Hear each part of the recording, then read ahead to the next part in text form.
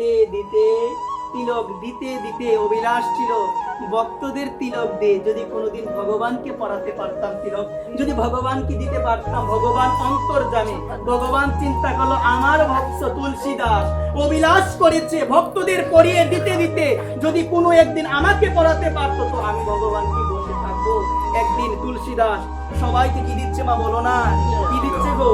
তিলক দিচ্ছে। দিতে দিতে দিতে দিতে শেষ পর্যায়ে গিয়ে দেখতে পেল ভগবান তার কাছে উপস্থিত হয়েছে, বলো না। উপস্থিত হওয়ার পরে হাত কাঁপতে, তিলক দেয় না। ভগবান বলছে তোমার না অভিলাষ ছিল আমাকে পরিয়ে দিবে, এখন দিচ্ছ না কেন? দেও তাড়াতাড়ি, দাও না তাড়াতাড়ি পরিয়ে।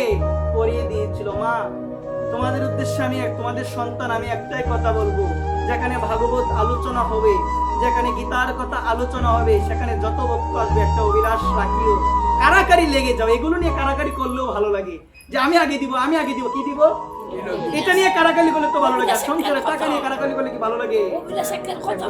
বলো এটা কারাকারি করবো কি? আবার দিয়ে অমুকের মা দিয়ে দো তুমি।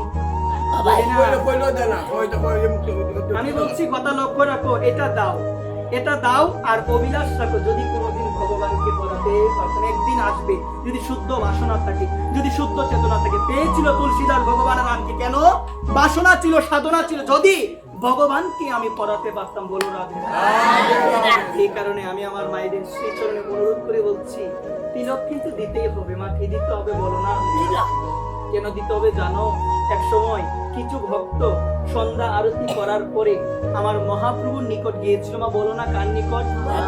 মহাপ্রভু বললো কি তোমরা কি আজকে তিলক দেও নাই? তোমরা কি সন্ধ্যা আরতি করো নাই? বলছি সন্ধ্যা আরতি করি। তিলক কোথায়? তিলক কোথায়? বলছে তিলক তো করি না, তিলক না করি আজকে সন্ধ্যা আরতি করতে। বলছেন তোমাদের সন্ধ্যা আরতি আজকে বন্ধা হয়ে গিয়েছে, হয় নাই।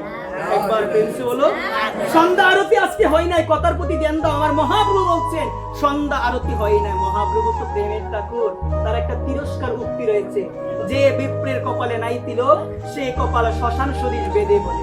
মহাপ্রভু নিজ মুখে বলছেন যে বিপ্র, যে ব্যক্তি দীক্ষা নেওয়ার পরে তার ললাটে তিলক থাকে না, সেই ব্যক্তি হয়ে যাবে তার কপাল শ্মশানের সম। বলো মা। আজকে সন্ধ্যা আরতি করার পর গেল, মহাপ্রভু বলছে তিলক কোথায়?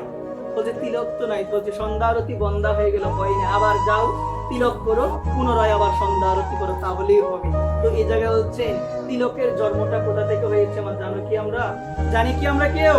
বলছেন তিলকের জন্ম হয়েছে রাধারানীর শ্রী চরণ রেণু থেকে। একবার রাধারানীর শ্রী চরণ রেণু থেকে তিলকের জন্ম হয়েছে। আমাকে এক সময় একজন প্রশ্ন করেছিল, ভগবান গোবিন্দ সবকিছুর মালিক, তিলক দে, রাধারানী কেন দেয় না? তো এই জায়গায় উত্তর হবে, যার চরণ থেকে তিলকের জন্ম সে কি তিলক দিবে কি?